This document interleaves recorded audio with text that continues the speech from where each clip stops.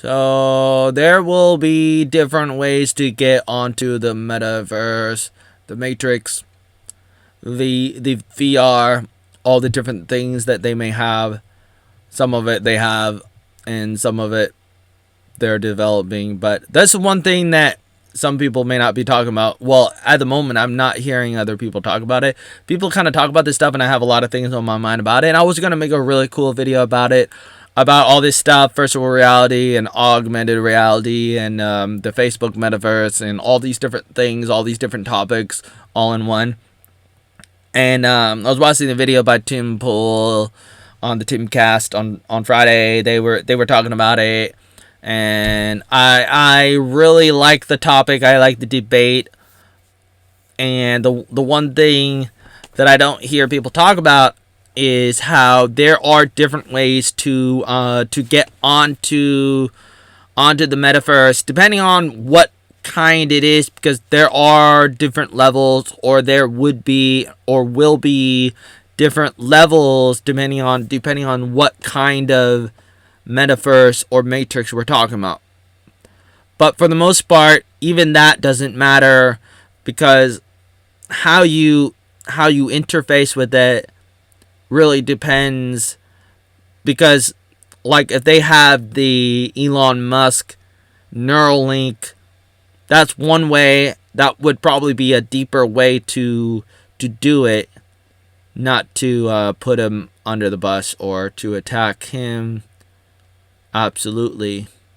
Because I like what he's doing with Twitter, what he's trying to do, talking about trying to buy it up. I think that's good. The idea of like connecting your brain to a computer is problematic if you are hacked. If something could happen because you have the electrical impulses that come from computers. They can come into your brain and interact with it negatively or differently if it's not in sync perfectly, if it's not in harmony. The same thing goes with like anything you put in your body. Your body could reject it, especially like if you put different organs. You try to like do an organ transplant, your body might not like it. Or even the smallest parts, like when you're eating food, or when stuff goes into your body, it doesn't matter what it is, but if the body doesn't like it, the body could reject it. The body could be like, well, this must be a germ, this must be something terrible. And there will be the question, like, what does it do with electrical impulses that are not its own? Will the body know that it's not its own? Because we're dealing with, like the brain has brain waves and stuff, and so when the electrical current comes in, like electricity, how does that affect you? You have electricity, so you have a little bit of an impulse, but when you put something into it, if you add something to it, then that changes the dynamic that you have. And I'm sure you could say, well, we got our best guys on it. They're on it, and they'll take care of all the details. But that's assuming that they have the best intentions, and that it's not going to be weaponized. And that's assuming that there aren't any bugs. And even with like computers and everything, there's bugs all the time. We're constantly fixing the bugs in computers, programs, with the software, in operating systems, with the programs, with all the websites and everything, all the different apps. You're always gonna run into these problems, these bugs and stuff, and it's always being updated and fixed, and all of that stuff's happening all the time.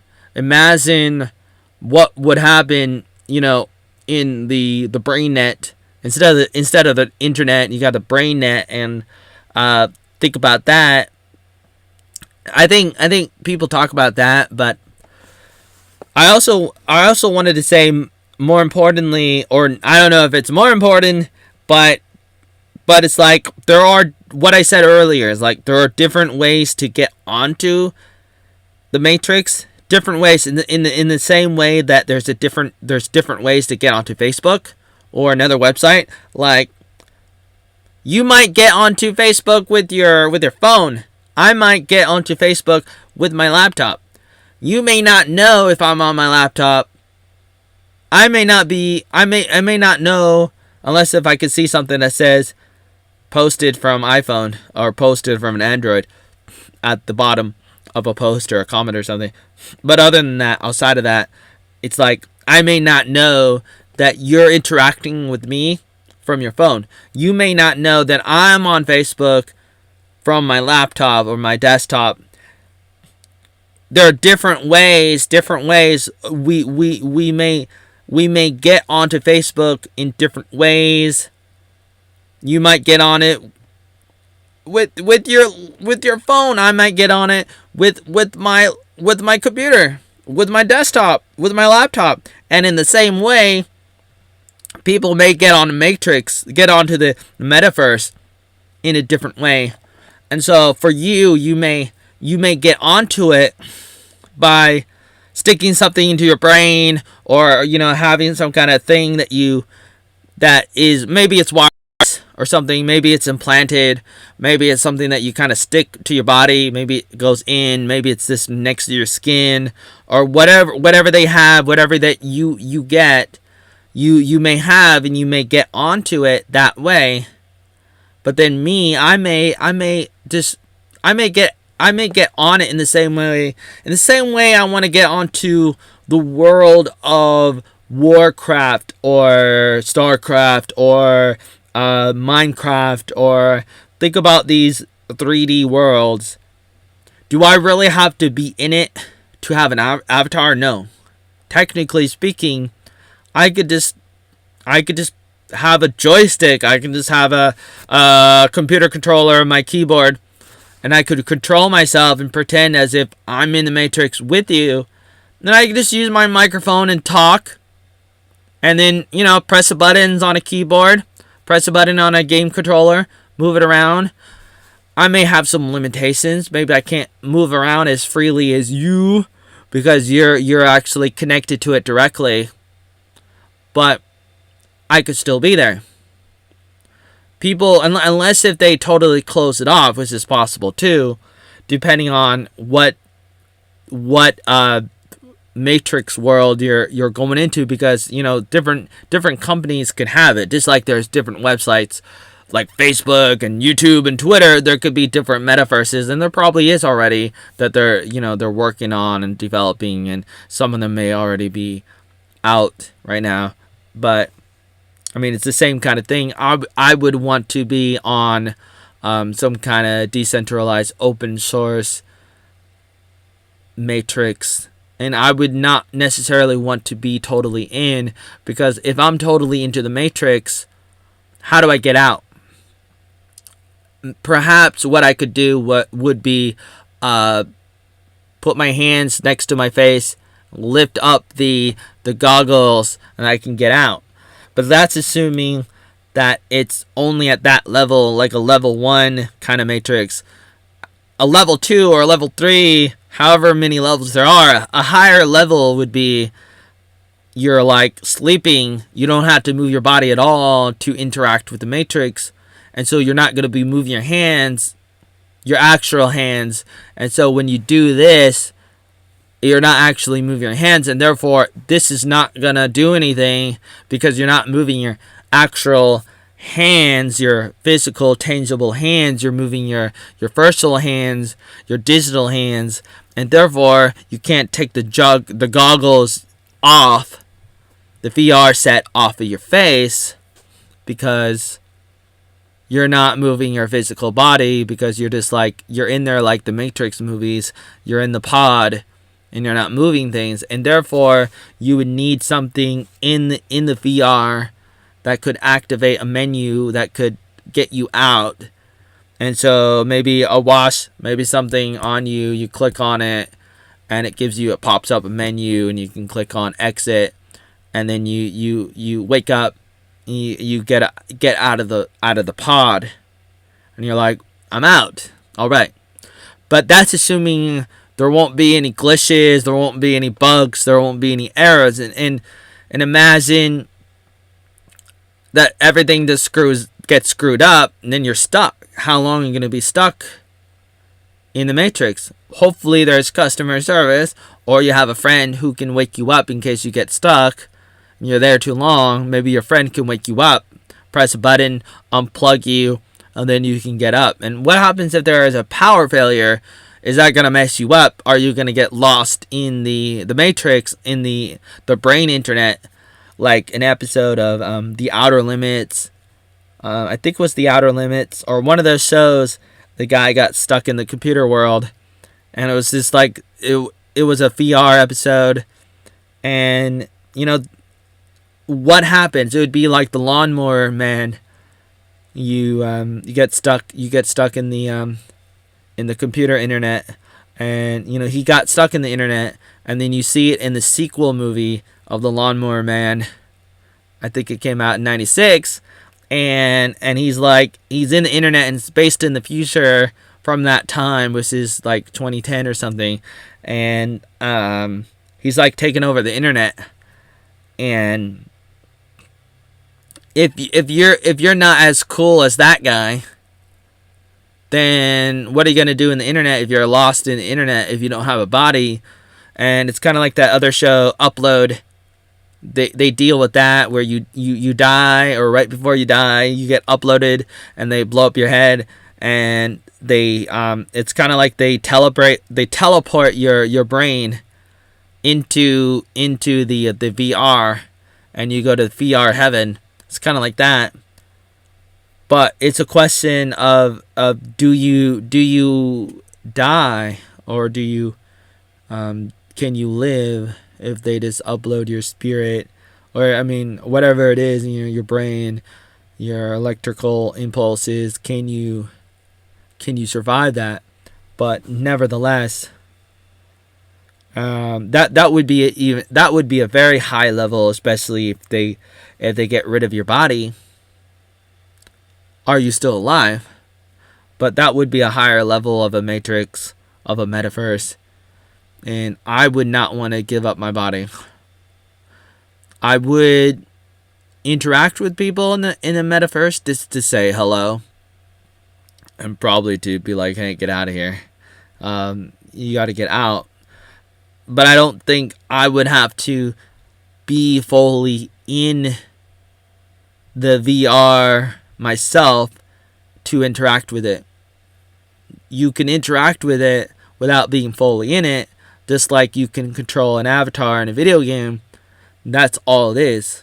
You're just an avatar in a 3D environment, but you don't have to plug yourself in, unless if they require it, depending on who's behind these VR environments.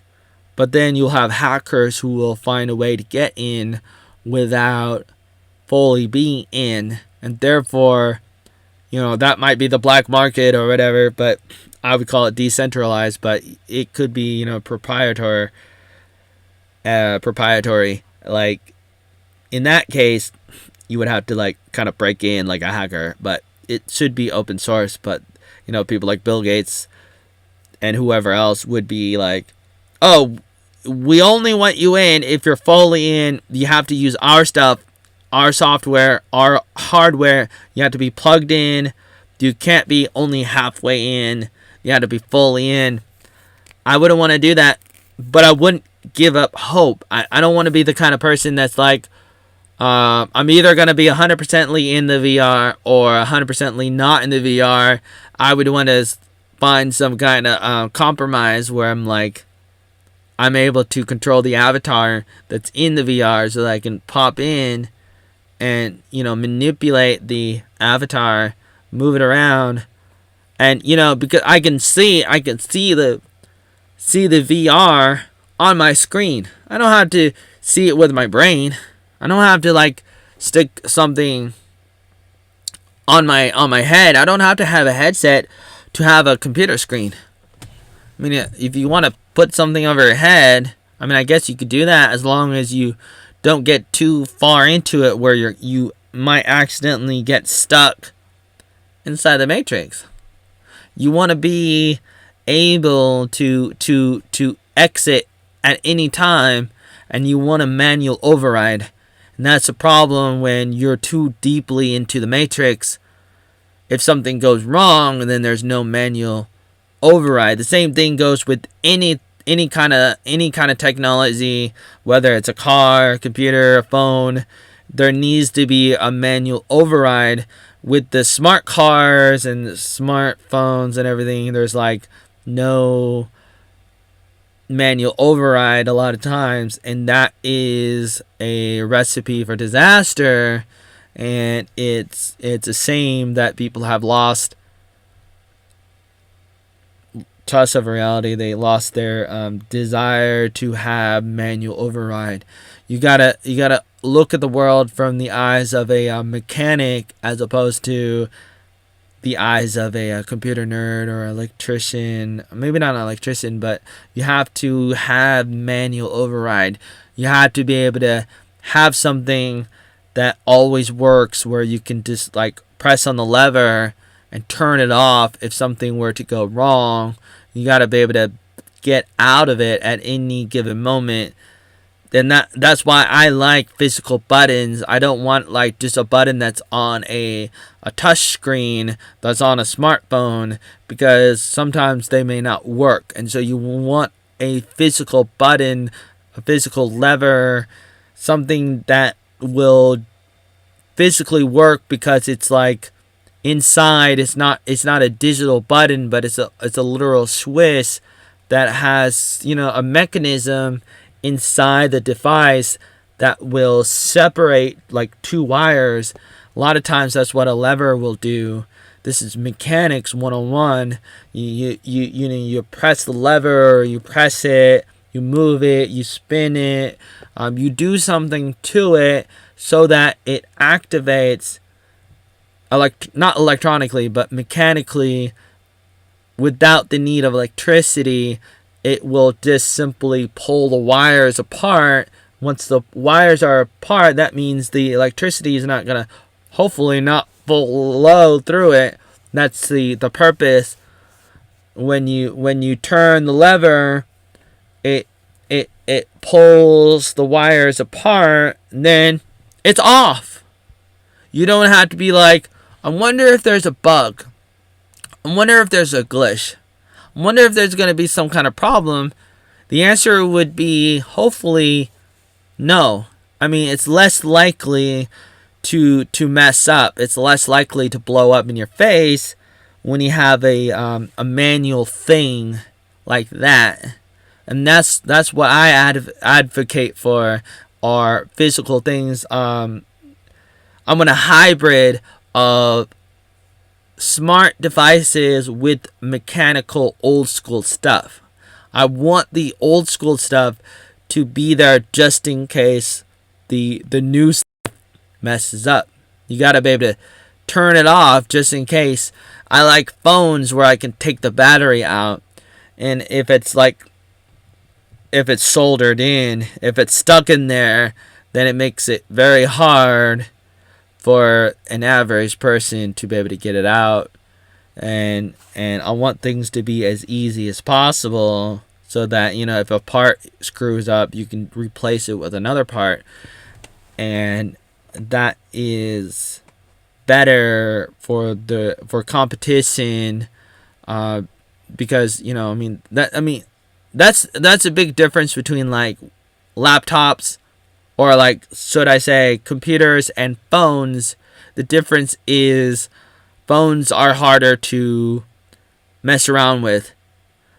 For the most part, the parts in it are smaller, but not just smaller, but it's almost like proprietary. Maybe it is completely or partly. I don't know exactly, but especially iPhones. But you got to think about it like, phones would probably cost less if it was more open source and stuff. And there are projects out there where they're trying to do that. It just takes a lot of work. and they make it hard. They've made it hard. It's starting to get easier, and just like putting a new operating system onto a phone is hard.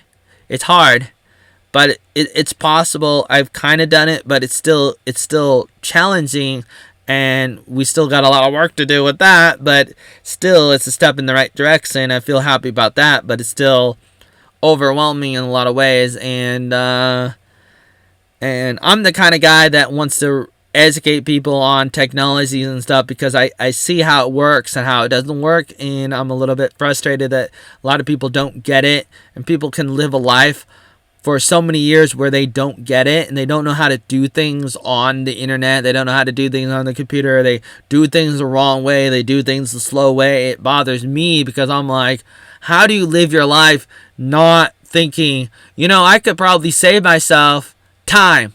I could save myself so much, but I'm gonna do it the wrong way. I'm gonna do it the slow way. I'm not gonna learn how to do shortcuts. I'm not gonna learn how to do things faster, because I'm a lazy weirdo.